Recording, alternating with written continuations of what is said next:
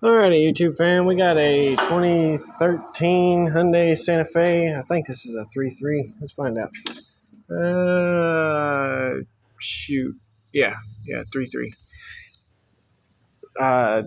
Had codes in it for timing, PO 300 on cold start, and correlation code on this bank. Spark plugs look like trash. Let's see.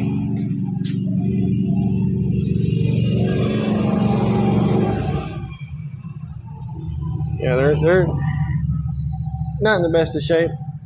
I couldn't find a decent video on this to show the timing marks in a good sense,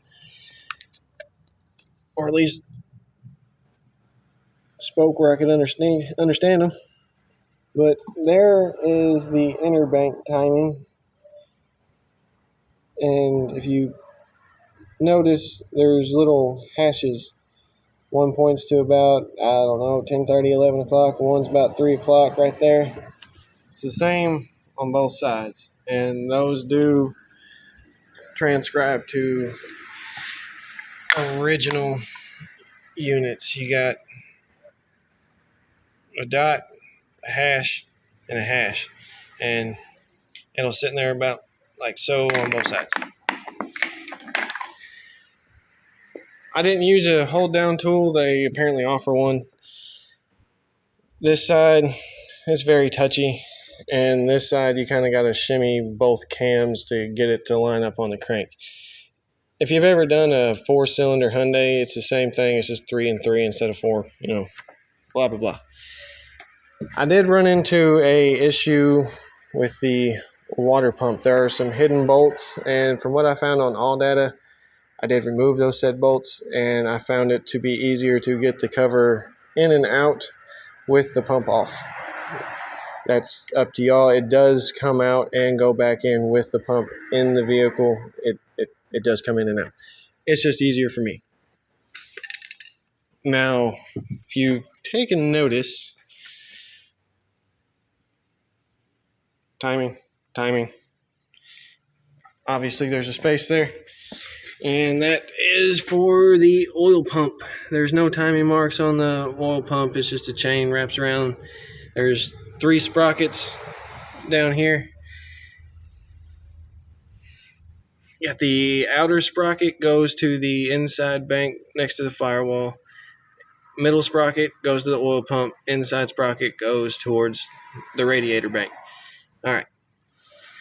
2 10s, 12, bust that off, all that comes apart. Now, the bank against the firewall. Timing mark is right there. I don't know if you can really see it. My finger's messing with the zoom there. And the bank for radiator side will be about right here on the most inner gear, which if you do 1, 2, 3, you can't really mess it up because you got to pull the tensioner as you go through the process. Now, depending on your model, you may or may not have to pull the oil pan. I probably could have snuck out those bolts and done it without it, but it's easier to get a torque wrench on it with the oil pan off. And last little thing on this Jewel, just something to look out for, because I've seen it bite some guys in the butt, do a full timing job, and come back with a PO 300 a few days later, is intake valves.